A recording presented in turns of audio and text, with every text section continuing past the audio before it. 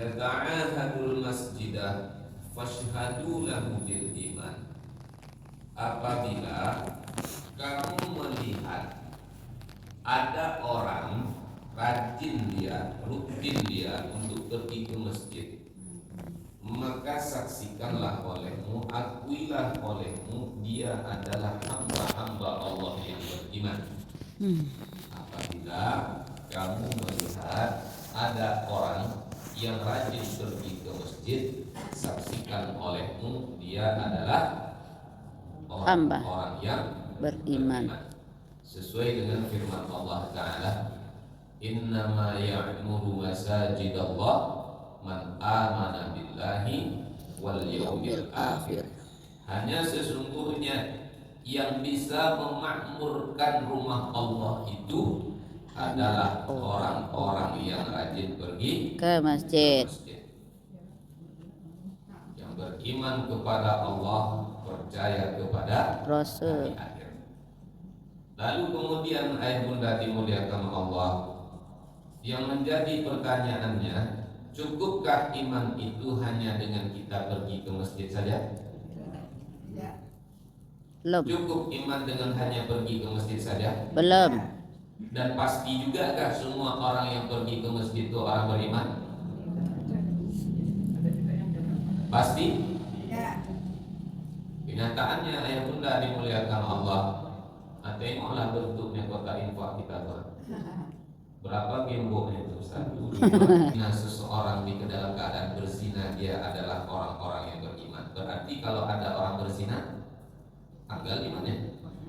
Takkanlah mencuri seseorang di saat dia mencuri, iman ada di dalam dadanya. Makanya di situ sebenarnya ayat bunda, umumnya orang yang pergi ke masjid itu adalah orang-orang yang beriman, tapi tidak semuanya juga.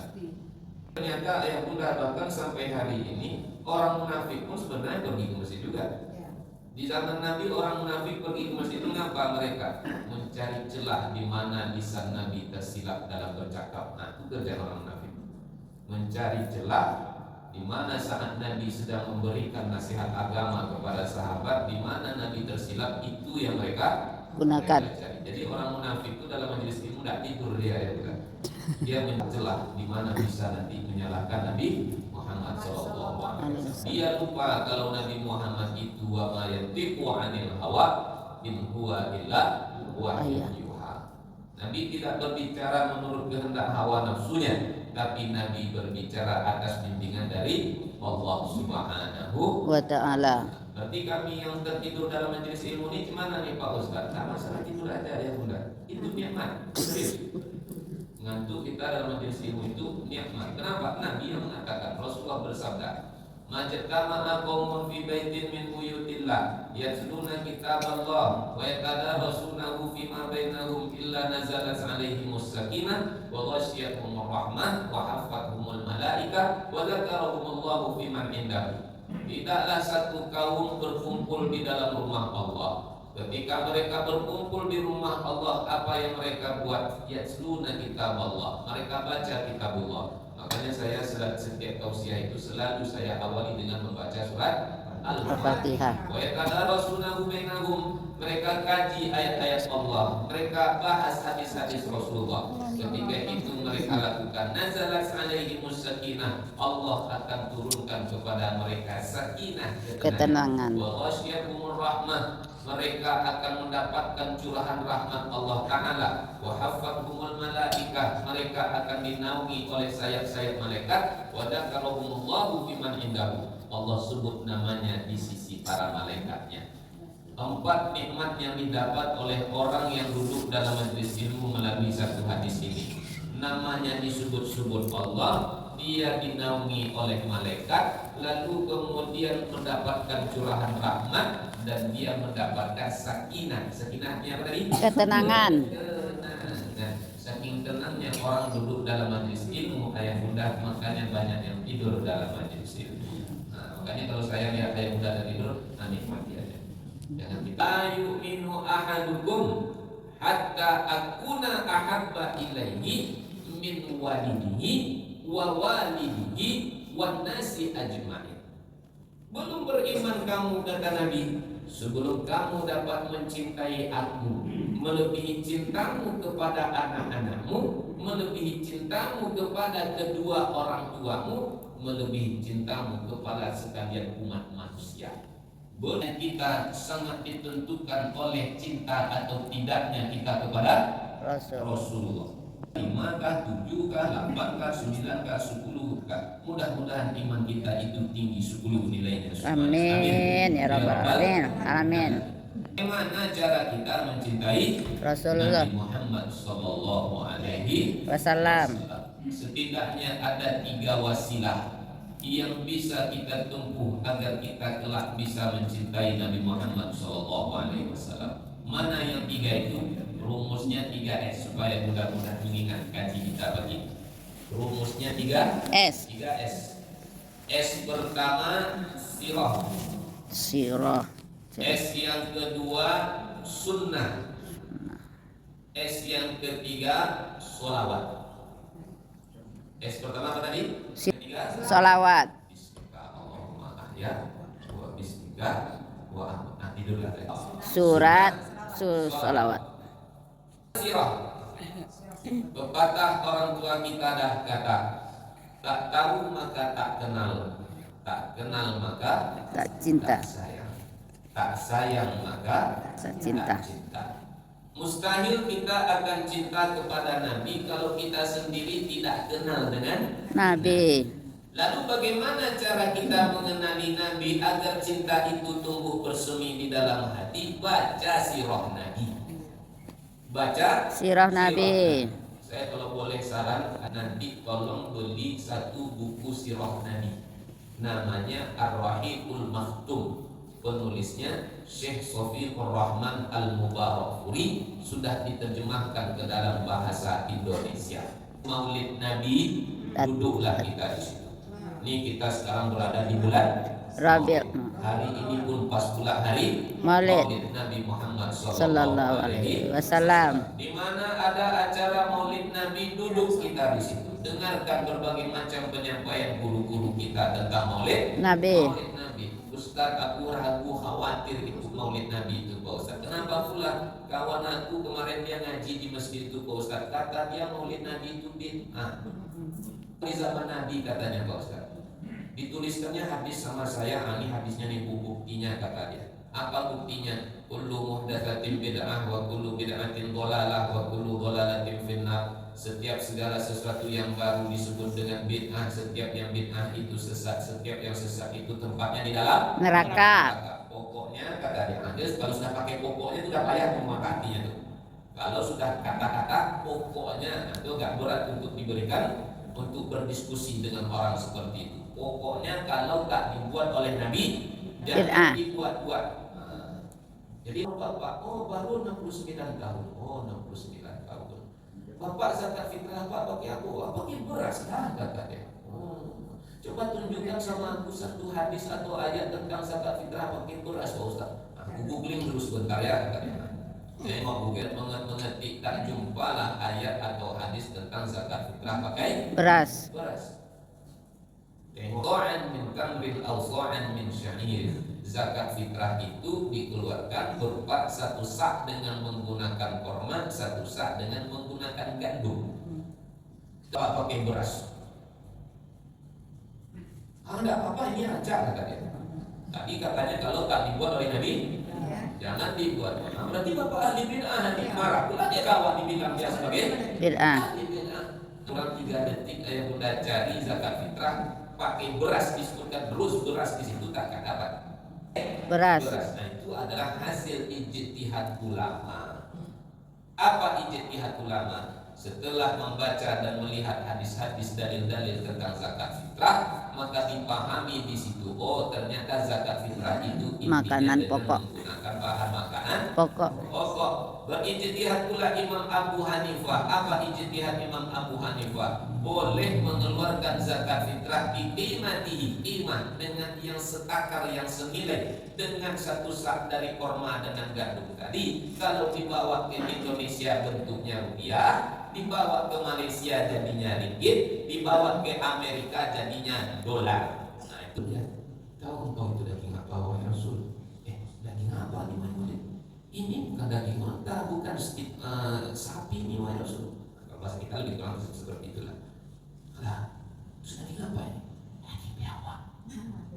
Daging apa? Biawak. Daging biawak nih wahai Rasul. Yang tadinya Nabi mau makan, akhirnya tak dimakan. Tak jadi dimakan oleh Nabi. Nabi. Tentu Khalid bertanya-tanya, ini jangan-jangan haram agaknya, jangan-jangan najis agaknya. Daripada bingung, mumpung Nabi ada, bertanyalah wahai Rasul, ya kenapa engkau tak makan daging biawak panggang wahai Rasul? Emangnya ini najis, emang ini haram? Ini enggak najis, ini enggak haram. Terus kenapa Rasul tak makan? Aku tak makan daging ini karena orang kampung aku tak terbiasa makan daging ini. Dan tadi bukan karena najis, bukan karena haram, tapi Tidak suka. Nabi tak terbiasa dan Nabi tidak suka. Sesuatu yang tak kita suka kalau dipaksakan nanti bisa mudah. Hormati. Saling harga menghargai.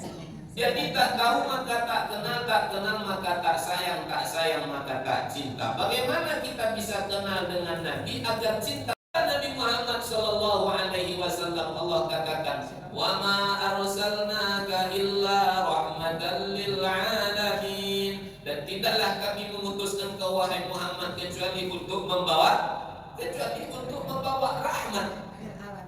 Dulu Nabi Muhammad SAW sebelum dilahirkan, bagaimana kondisi Mekah ketika itu?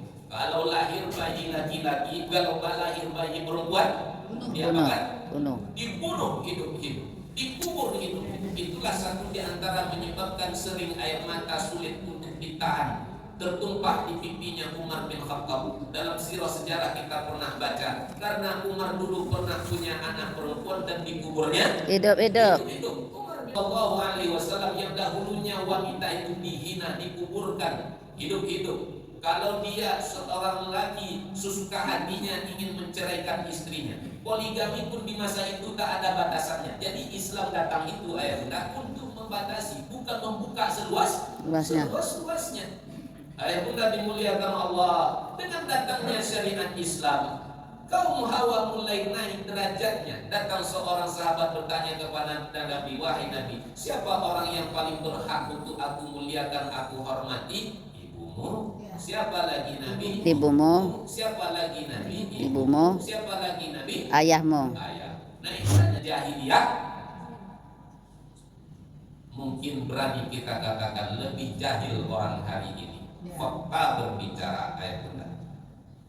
93,7% anak-anak SMP sudah melakukan muqaddimah hubungan orang dewasa. 62,7% anak SMA, anak SMP sudah tidak perawan lagi. Maaf cakap. 21,3% anak SMA menggugurkan kandungannya. Berapa persen? 21,3% anak SMA menggugurkan kandungannya. Allah. Ustaz sebut. Sekarang kita hidup di tahun berapa ya? 2024. 2024. Agak-agaknya semakin berkurang atau semakin bertambah? Bertambah. Kalaulah disumpah survei anak-anak kita itu 10.000 orang, 21,3% dari 10.000 berarti berapa? 2.130 bayi yang digugurkan. Sejahil-jahilnya jahiliyah, ditengoknya dulu. Dan lahir anaknya, ini laki-laki atau perempuan? Kalau laki-laki dia selamat, tapi kalau perempuan bunuh hidup-hidup. Tapi orang hari ini tak peduli mana yang laki, mana yang perempuan. Belum lagi lahir, dibunuh. Sudah dibunuhnya. Alhamdulillah. Ngeri. Sempat pula kemarin muncul kalau saya tak salah Undang-Undang 103 Pak Mada, 103 ayat 4 tentang pengadaan alat-alat kontrasepsi untuk anak-anak yang masih duduk di bangku sekolah. Maka kita butuh orang-orang soleh macam Pak Ahmad nih, supaya nanti selalu bisa menyuarakan yang hak itu hak, yang batil. Kita Kita doakan beliau ayahanda dimuliakan Allah. Semoga Allah kokohkan lahir batinnya untuk memperjuangkan nilai-nilai agama, nilai-nilai moral di parlemen nanti. Ayahanda dirasakan sakit di kepala, sakit di pundak, sakit di pinggang, apa yang diminum cepat masuknya, kadang-kadang lebih cepat lagi keluarnya. Betul tak tuh Bunda? Tapi itu tidak dirasakan oleh Aminah. Wanita-wanita melahirkan pada meregang nyawa-nyawa yang menjadi taruhannya, tapi Aminah tidak merasakan sakit sedikit pun juga di saat melahirkan Rasulullah Sallallahu Alaihi Wasallam. Ketika Nabi lahir ke dunia, budak Abu Lahab bergegas ke rumah tuannya si Abu Lahab. Abu Lahab punya budak namanya Thuwaibah. Siapa namanya ya budak? Thuwaibah. Pakai fa. Bagaimana menyebut huruf fa? Taruh ujung lidah dekat ujung gigi atas. Ta. Thuwaibah. Sa. Cara menyebut huruf fa latihannya kisam naga liput. Sang masak busuk. Ustaz, ya kenapa ya nenek tak bisa menyebut huruf K? Awak tengok ternyata gigi ade tado. Kalau gigi ade tado memang tak berat menyebut huruf K. Nah itu pakailah ayat la yukallifullahu nafsan illa wus'aha. Doa aja dia lepas ke depan. Tegas dia ke rumah tuannya. Tuan ya, keponakan tuan sudah lahir. Aminah melahirkan bayi laki-laki. Saking senangnya hati Abu Lahab, dimerdekakannya lah budaknya ketika itu yang bernama siapa tadi? Thuwaibah. Yang dahulunya budak tak dipandang orang, sekarang merdeka, stratanya sama dengan manusia pada umumnya. Itu baru di hari kelahiran siapa? Rasulullah. Nabi Muhammad SAW. Nabi membawa rahmat. Menjadi tradisi orang Arab di masa itu, anak yang lahir tak hanya disusukan oleh ibunya, tapi disusukan oleh wanita-wanita lain, terkhususnya wanita-wanita kampung. Berangkatlah Halimah dari kampungnya Bani Sa'idah. Dari mana Bunda? Bani Sa'idah. Berangkat ke kota Mekah bersama kawan-kawannya untuk mencari bayi yang akan disusukan dengan harapan nanti bisa mendatangkan upah. Dia mengambil rezeki di situ.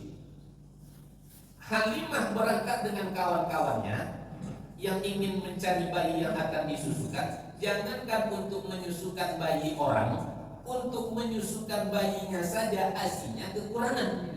Sehingga di tengah jalan anaknya selalu menangis, bentar-bentar merengek, bentar-bentar merengek. Kenapa? Tidak kunjung kenyang.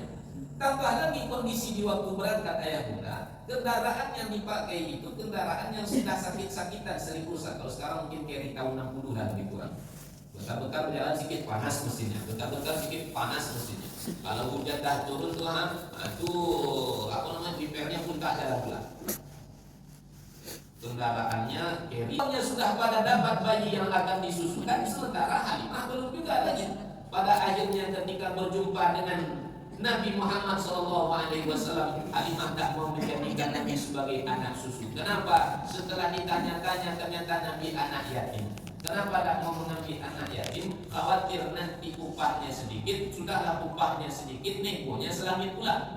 Akhirnya cari pula, putar-putar lagi.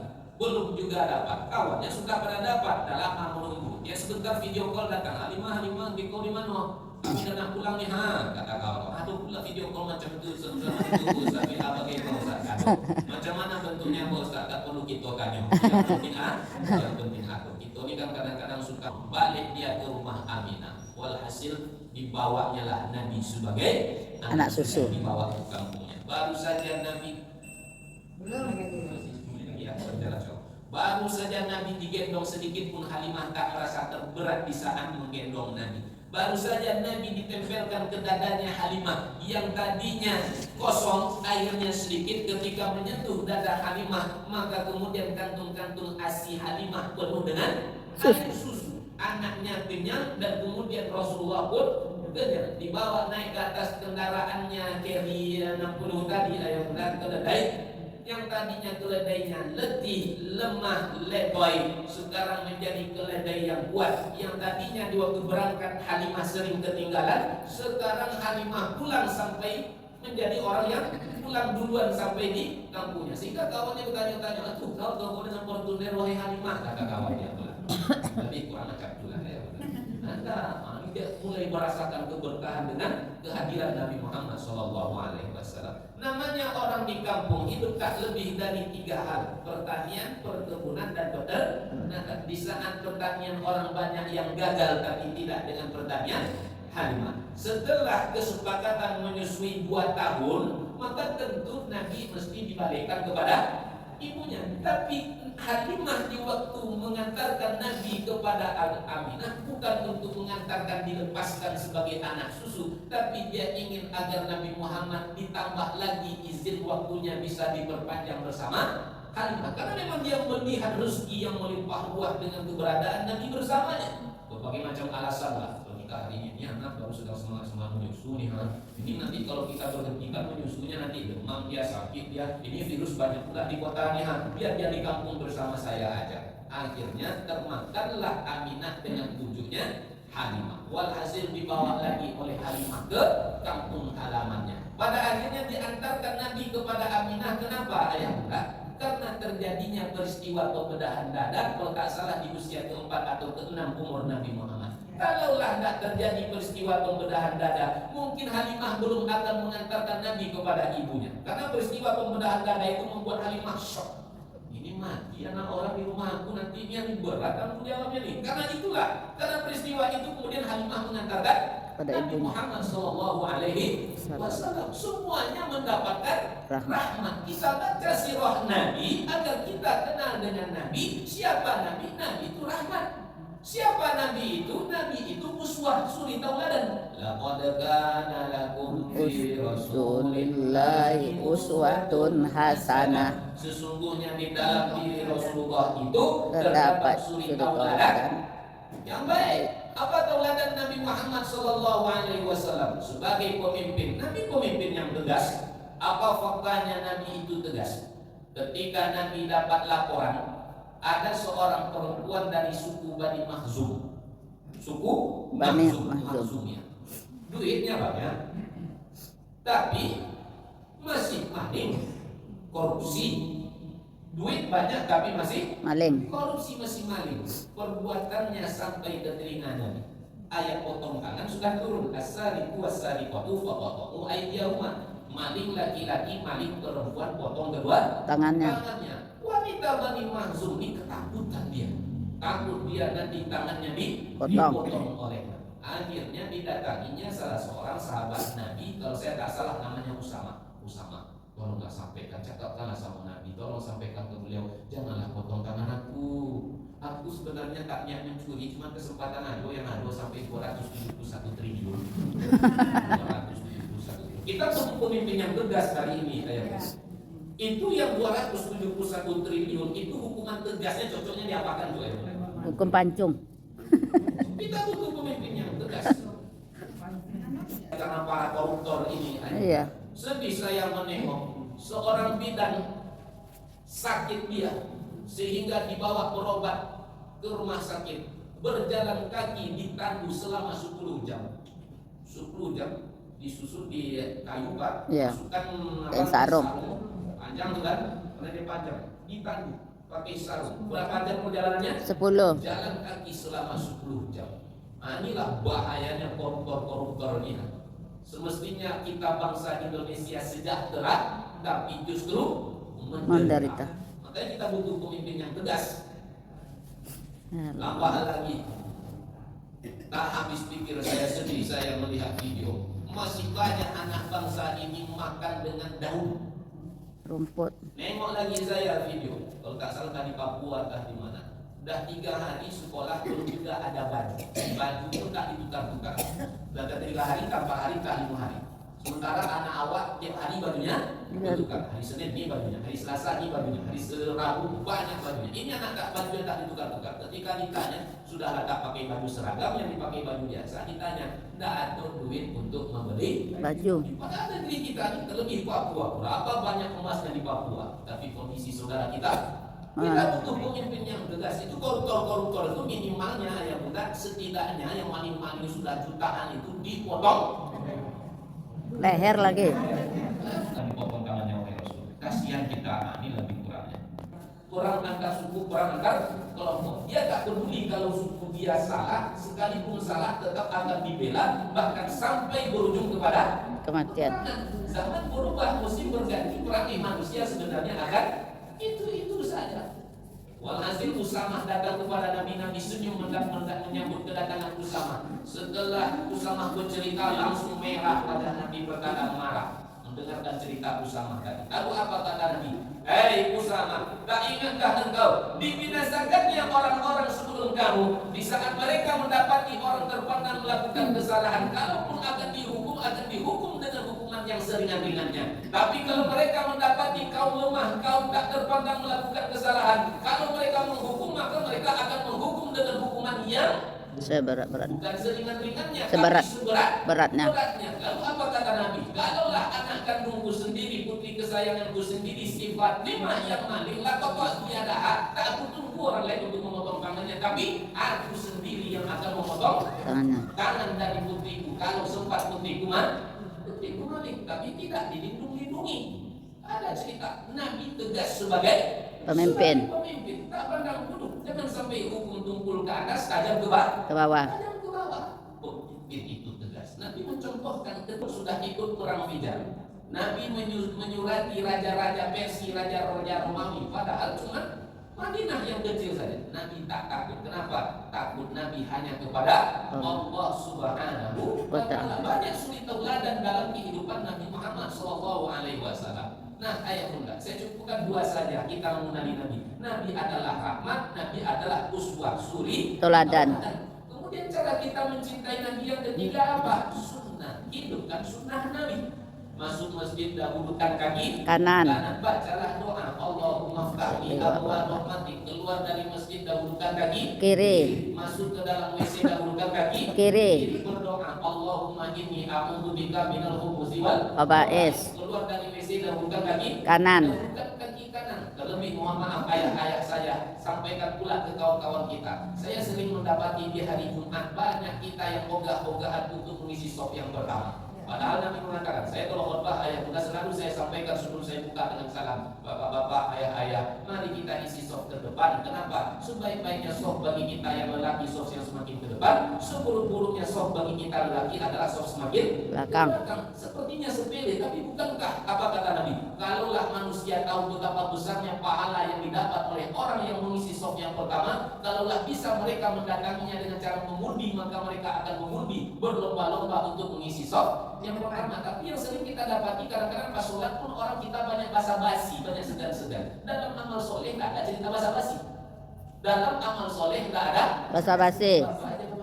Aku di belakang kalau yang perempuan nengok habis artinya mengangguk di bawahnya mendoket. Tapi kalau pas khotbah hanya menjauh-jauh, itu bukan sunnah Nabi. Isi sunnah Nabi. Stopnya di mana? Paling depan. Stop yang semakin Ke depan. Hidupkan sunnah Nabi. Cara kita mencintai Nabi terakhir apa? Banyak-banyaklah menyebut Nabi. Bagaimana menyebut Nabi? Selawat. Lawat. Selawat kita sekali ayo. Salatullah salamullah ala taha rasulillah. Salatullah salamullah ala yasin habibillah. Assalna bismillah wa bil hadi rasulillah wa kulli mujahidin lillah bi ahlil badri ya Allah. Ustaz, kenapa kita disuruh untuk mencintai Nabi? Emangnya Nabi cinta kepada kita? Fakta berbicara untuk kita Nabi bersabung nyawa bersimbah Darah. Mati Nabi siapa yang disebut oleh Nabi? Cucunya? Enggak. Anaknya? Enggak.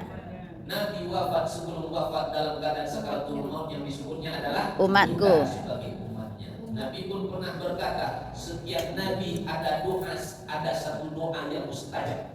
Setiap Nabi punya satu doa yang mustajab dan pasti akan dikabulkan oleh Allah. Maka kata Nabi, doaku itu tak akan aku mintakan di dunia ini. Tapi kapan? Nanti di yaumil kiamah aku akan memintanya. Di yaumil kiamah, di saat manusia sibuk dengan dirinya sendiri. Seorang istri tak lagi ingat kepada suami, begitupun juga dengan suami. Seorang ibu tak lagi ingat kepada anaknya, begitu juga anak tak akan lagi ingat dengan ibunya. Yauma yafirrul mar'u min akhihi wa ummihi wa abihi wa sahibatihi wa ummihi. Semua manusia sibuk dengan dirinya sendiri. Saking sibuknya manusia dengan dirinya sendiri, kata Nabi, manusia nanti di yaumil kiamah dibangkit dalam keadaan telanjang. Saking sibuknya kita, tidak peduli lagi kita dengan pakaian.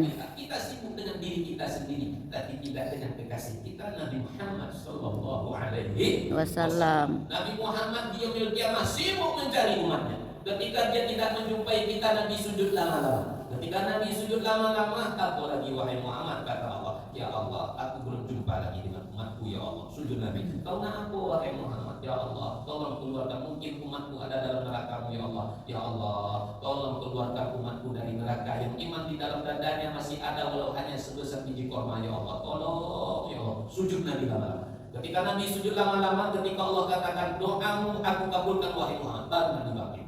Nabi jalan lagi mencari kita umatnya. Ketika Nabi tidak mendapati umatnya, Nabi sujud lagi lama-lama. Ya Allah, ya Allah, aku belum berjumpa dengan umatku lagi, ya Allah. Mungkin agaknya ada dalam neraka-Mu, ya Allah. Ya Allah, tolong keluarkan umatku dan umatku dari neraka-Mu. Kalau iman ada di dalam dadanya, walau hanya sebesar biji zarah, ya Allah. Tak Nabi kembali dari sujudnya sebelum Nabi doanya dikabulkan oleh Allah Subhanahu wa Ta'ala. Setelah doa Nabi dikabulkan oleh Allah, barulah kemudian Nabi bangkit dari sujudnya. Saking Nabi cinta kepada kita umatnya, maka wajar kalau sempat Nabi katakan, kamu belum beriman, kata Nabi, sebelum kamu dapat mencintai aku melebihi cintamu kepada ayah ibumu, anak-anakmu dan sekalian umat manusia. Pada akhirnya ayat muda kita bermohon kepada Allah, semoga Allah lunakkan hati kita, Allah terangi hati kita, bisa kita memenuhi hati kita dengan kecintaan kita kepada Rasulullah Sallallahu Alaihi Wasallam selama kita di dunia. Nabi katakan, almarhum ma'aman ahabba, seseorang akan bersama dengan siapa yang dia cinta. Cinta kita dengan Nabi mudah-mudahan nanti yaumil kiamah akan berbuah dengan keselamatan. Allah jumpakan, Allah pertemukan kita dengan sosok yang sangat mencintai kita, Nabi Muhammad Sallallahu Alaihi Wasallam. Kita duduk dengan sama-sama berdoa. A'udzubillahi minasyaitonirrajim. Bismillahirrahmanirrahim. Alhamdulillahirabbil alamin wassalatu wassalamu ala asyrofil anbiya'i wal mursalin wa ala alihi wa ashabihi ajma'in. Allahumma ighfir lana dhunubana wa liwalidayna warhamhuma kama rabbawna shighara wa li jami'il muslimin wal mu'minina wal mu'minat al-ahya'i minhum wal amwat innaka sami'un qaribun mujibud da'awati ya qadil hajat. Allahumma ansur ikhwanana al-mustad'afina wal mazlumina fi Filistin. Allahumma ansurhum nasran aziza. Allahumma zalzil al-yahuda zilzalan shadida. Allahumma rabbana hab lana min azwajina wa dhurriyyatina qurrata a'yun waj'alna lil muttaqina imama. Allahumma rabbana inna nas'aluka salamatan fid din wa 'afiyatan fil jasad wa ziyadatan fil 'ilmi wa barakatan fil rizqi wa tawbatan qabla al-maut wa rahmatan 'inda al-maut wa maghfiratan ba'da al-maut. Allahumma rabbana atina fid dunya hasanah wa fil akhirati hasanah wa qina 'adzabannar. Subhanaka rabbil 'izzati 'amma yasifun wa salamun 'alal mursalin walhamdulillahi rabbil alamin. Taqabbalallahu minna wa minkum wa taqabbal ya karim. Wa bihamdika asyhadu an la ilaha illa anta astaghfiruka wa atubu ilaik. Wassalamualaikum warahmatullahi wabarakatuh. Waalaikumsalam warahmatullahi wabarakatuh.